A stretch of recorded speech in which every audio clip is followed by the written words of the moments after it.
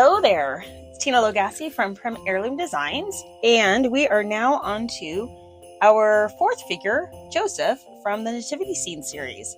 So I'm going to walk you through first the materials and such of what you need in order to create this little guy.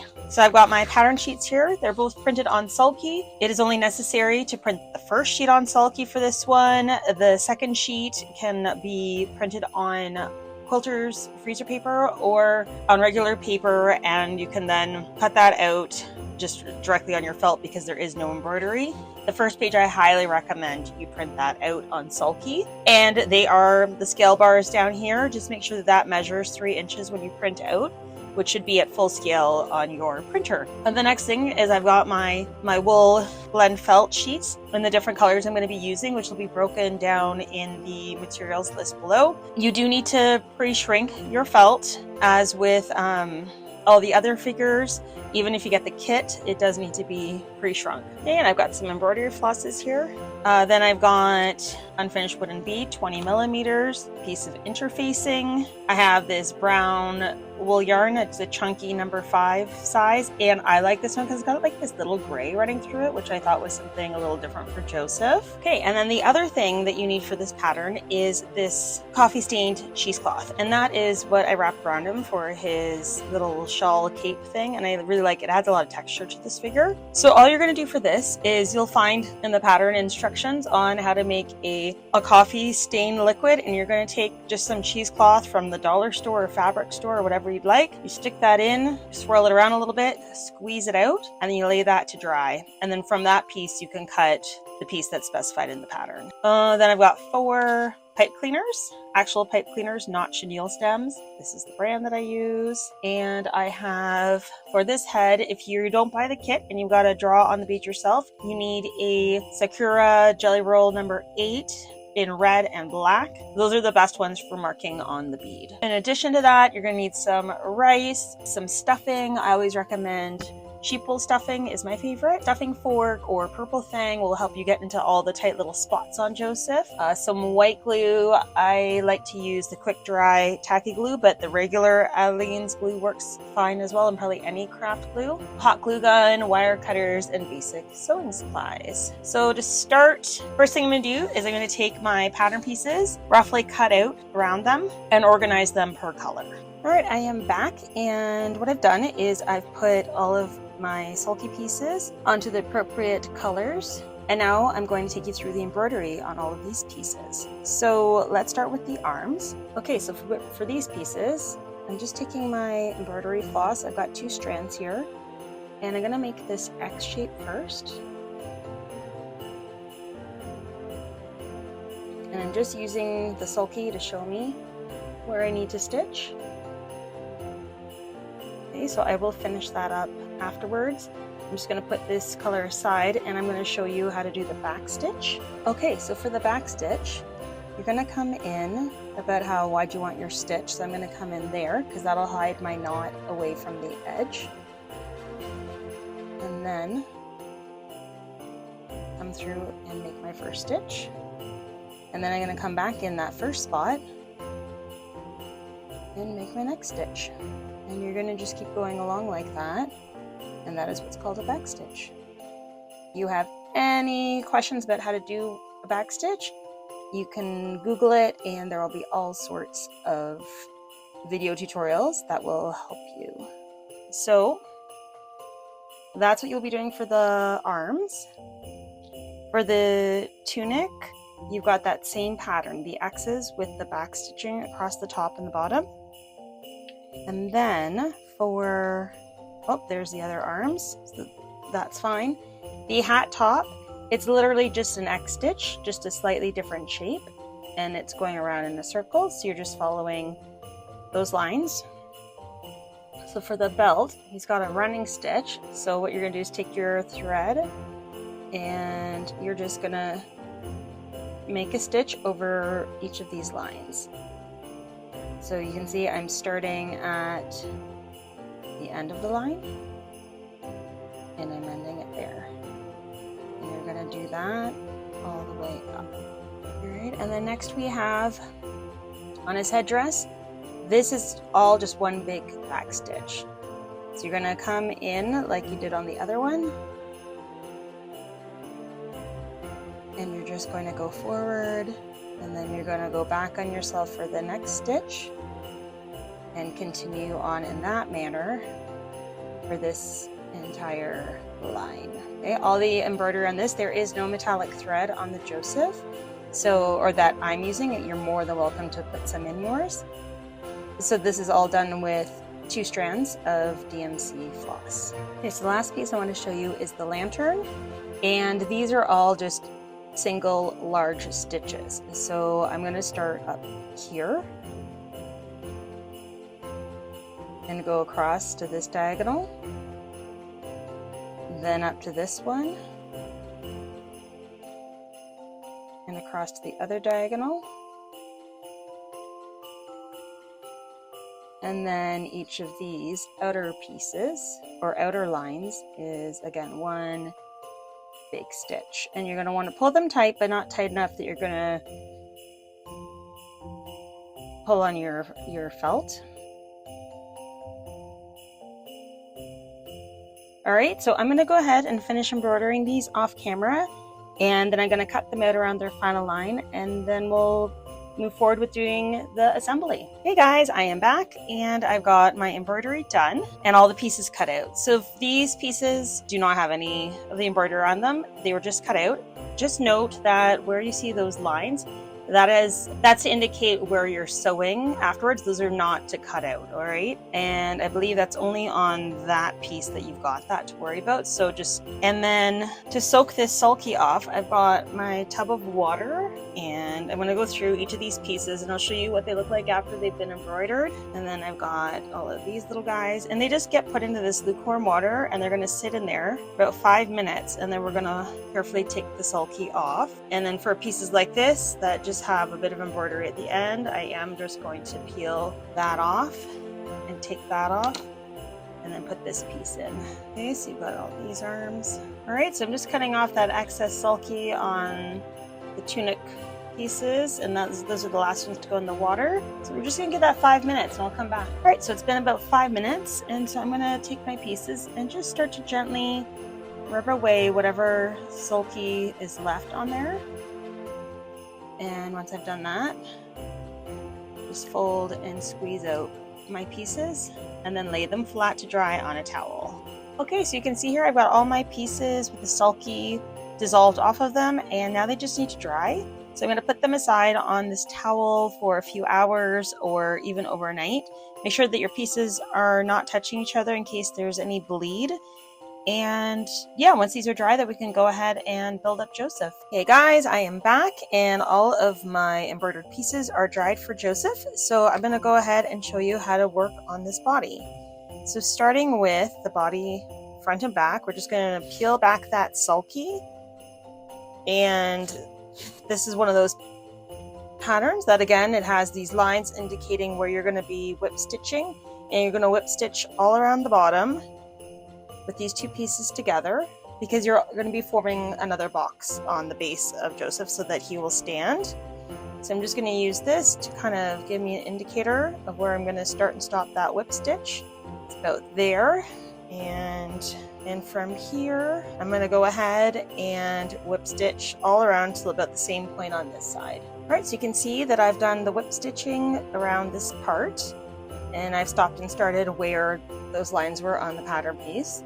So I'm just going to open this up. I'm going to line up this side seam with this bottom seam, and I'm going to form my box from that corner about 3/4 of an inch down. I'm going to start to do a running stitch of a line directly across this part, and I'm going to go back and forth a few times to really reinforce it, and then I'm going to repeat the same thing on this side up here. Okay, so as you can see, I've stitched my 2 lines, and I'm flipping the body right side out, and I am just poking out that bottom. So this is done exactly like your 3 wise men. All right, and once I've got that, I'm going to go ahead and take my pipe cleaner and glue it in place along there.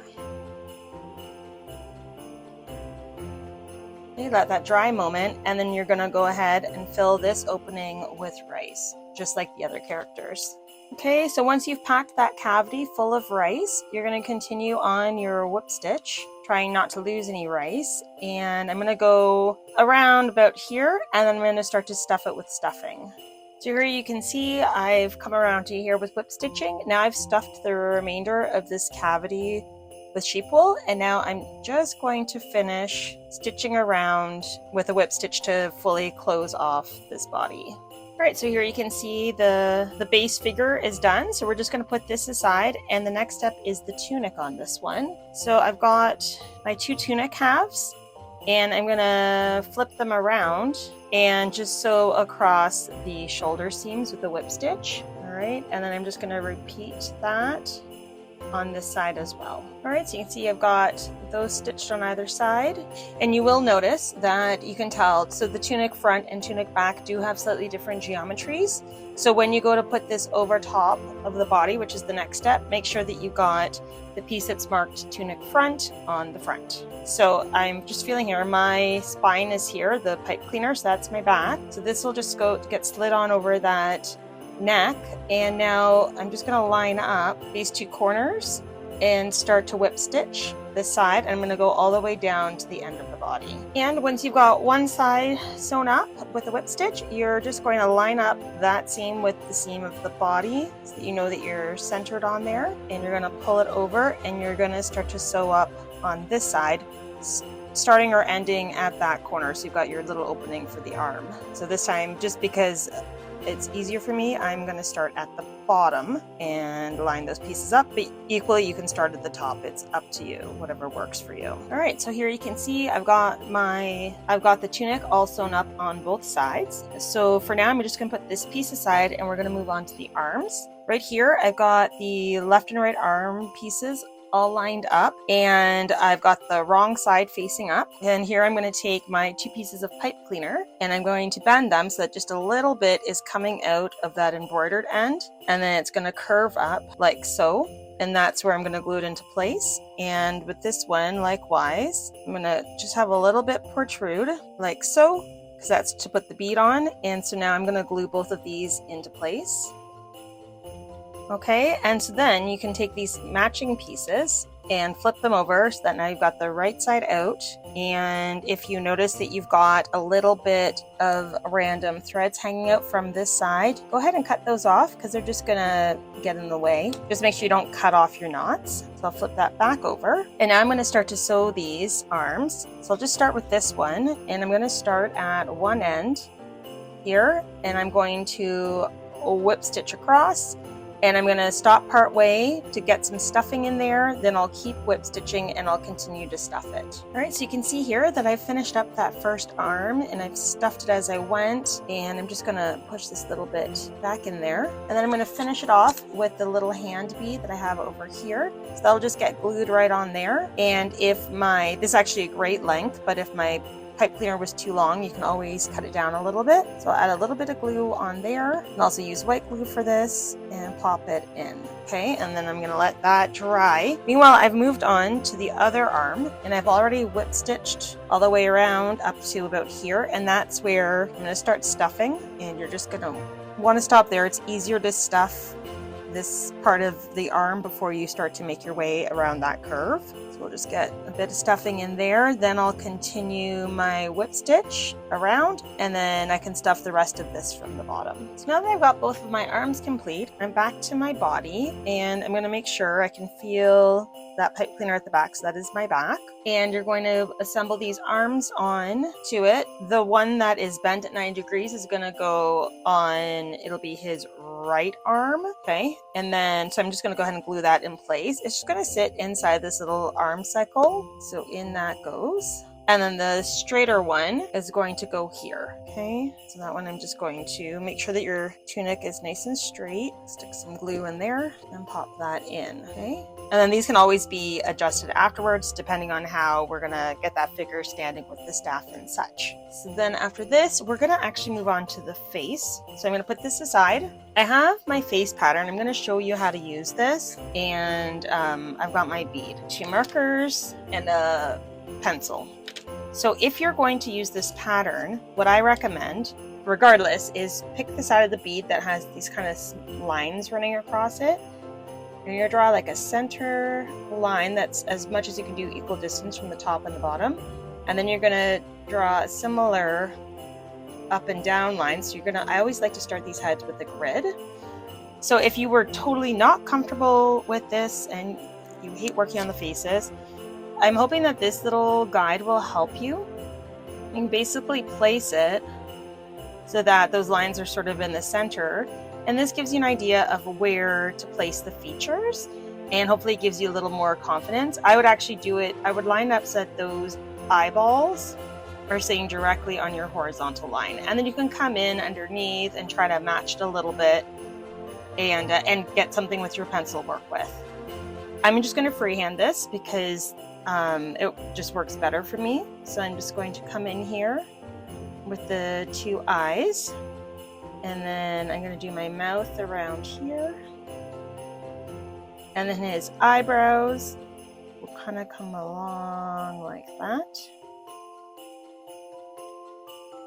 It'll be your most complicated face so far, but it's very easy to do, okay? Then I'm going to just slightly erase this mouth so that I just have the hint of a line to follow with the red. And I'm going to start with the black. And I'm going to go ahead and color in these dots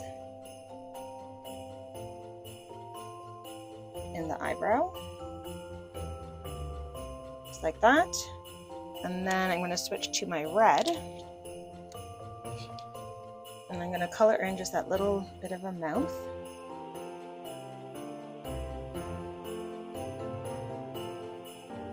That, and then I'm just going to let that dry.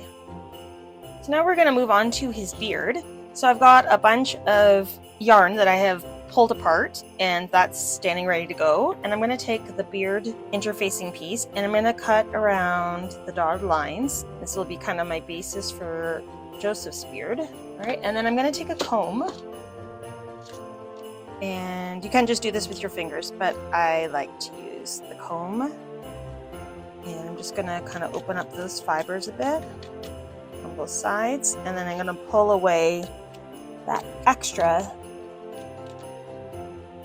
that's coming out. All right, so now you're going to take these pieces and you're going to glue them onto this beard so they're hanging down like that, and you're going to fill this all in. I'm going to start in this middle part.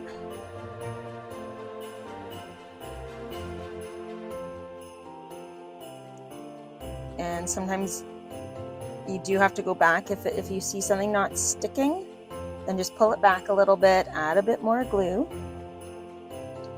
and then stick it back down. I want to get this all lined up first.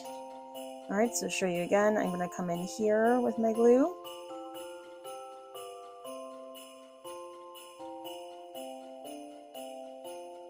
And you can add more if you'd like, but I tend to go a little crazy with my beard, so I'm going to leave it at that. And now from this side, you're going to cut off that excess, the overhang. Okay. Alternatively, you could glue that overhang down on that side. Okay, so that's a good basis. And then we're going to take this, and that's going to get attached all the way around like that. If you found that you were seeing some of this white underneath, then I would definitely go back and make sure that you had some of the hair going over, but I don't have that problem on this particular one. So what we're going to do is find that halfway point. You see, I do still have some lines I need to erase off. That's okay for now. And I'm just going to apply a bit of glue down here to get it started. And I'm going to line him up. All right, and that'll end up going up and around. Then from here, I can glue this next section. And likewise on this side. Okay, and I'm going to come back and erase. Normally I would have erased those lines ahead of time, but I'm kind of working ahead, and I don't know if I just have to be careful these are dry. Just going to come back in and get rid of those lines. There you go. And now we're going to go ahead and I'm going to use the hairspray method. You can use the tapping the glue method. So I've got my Tresemme that I'm loving, and I'm gonna go ahead and spray the beard.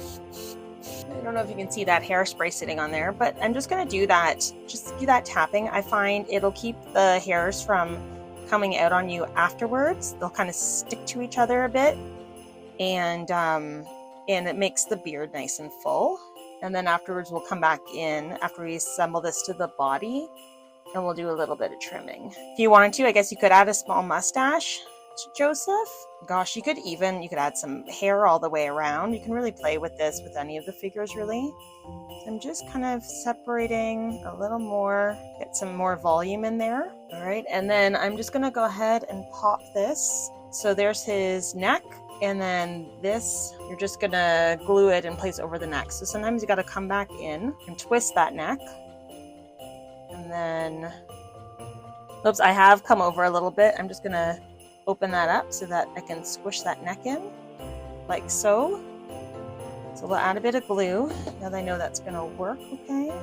And get this in there. So I do like his being a bit longer, that's just a preference, and I'm gonna do some interesting cuts so that it's not too perfect looking. You can come back in with your scissors and kind of just remove some of that thickness if you want. And this adds just that little bit more texture in there.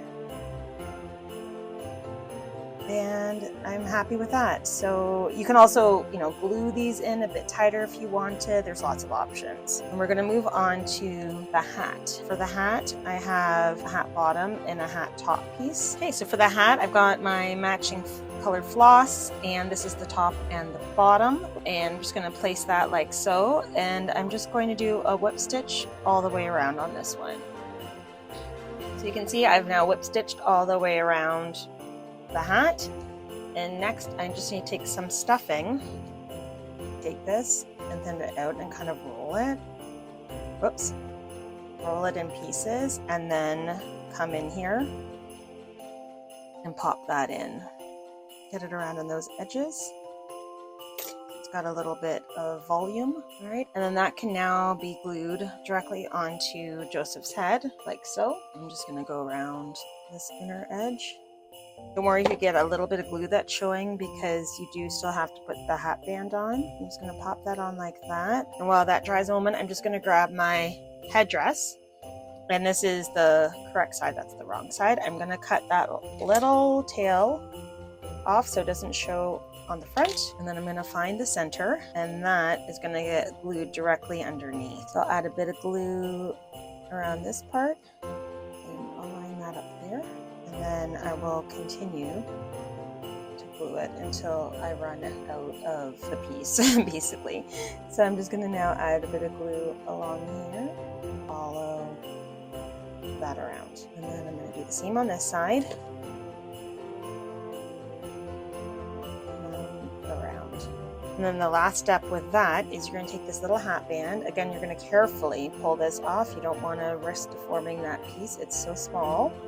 If you pull this really fast, it might even rip in half on you. I'm just going to go slowly and then find roughly the center, because that's what you'll start around this middle part, Joseph. And now I'm just going to go around this kind of seam that you've created. So I'll go along the bottom of the hat and then in between the hat and the headdress and lay that piece in, and I'll just glue it in sections as I go. You don't need a lot of glue. If you find if you're coming to this point you don't have quite enough, you can tug on it a little bit to stretch it, or if you end up with too much, then you can cut it off, but they should pretty much meet up in the center without having to do anything. There you go. So that's the headdress. And the next step is you're going to take the piece of cheesecloth. Okay, so I've got my piece of cheesecloth that's been dyed, and this is approximately the dimensions in the pattern. And we're gonna wrap it around Joseph, and you're gonna start on his left shoulder. So I'm just gonna gather this up. So you're gonna come over top. We can always shorten this piece, by the way.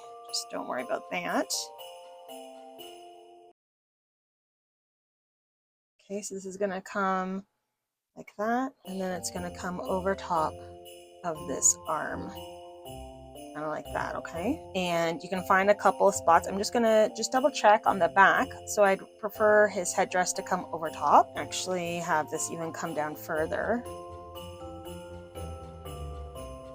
All right, and at this point I can go ahead and cut to the length that I really want. So I'm gonna go in like there. And this one across. You can always take more off, but you can't go back. So if you need to, just do it in small sections.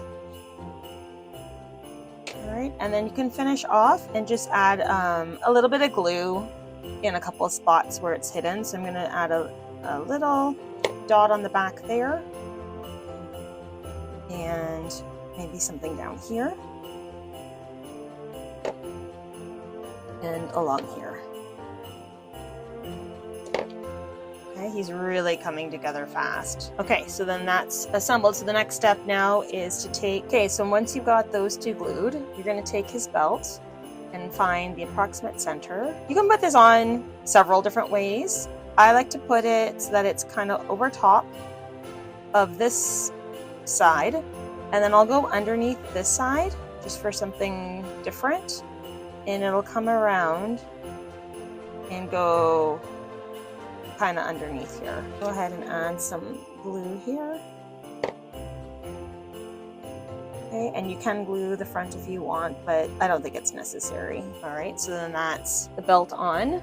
All right, so now we're going to move on to the staff. I've got my two staff pieces. I was really careful to pull them off the sulky so that they didn't deform on me. And then I've got a pipe cleaner, 6 inches, and I've cut as much fluff off of it as I could to just get it down to the wire. So what you're going to do is take one of these sides, and this is going to get glued on. You're going to try to mimic that shape like so, and you're going to glue it on. This is to give the staff a little bit of structure and strength. You're going to just do a little bit at a time. So I've got this kind of detailed part done, and I'm just going to go in here, add a little bit of glue. Don't go crazy because you don't want to get it on the edge of the felt. It'll make it really hard to sew afterwards. Just try to get right underneath where that piece is going to go, and then continue to kind of follow these interesting curves like that. And from here, I'm just going to actually put the glue directly on the pipe cleaner and make sure that I'm getting it in the center. Okay, and I'm just stopping prematurely with the glue from the bottom, and maybe about 1/8 of an inch. I'm going to cut off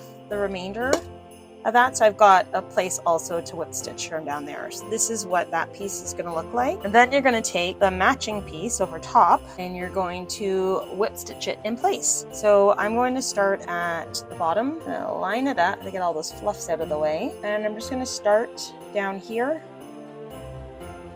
a whip stitch. You might hit some hard spots where you did have the glue. If you can't push your needle through, grab a pair of pliers and that will help you. I've got a spot down here that's a little tough, but then as you go up, it should improve.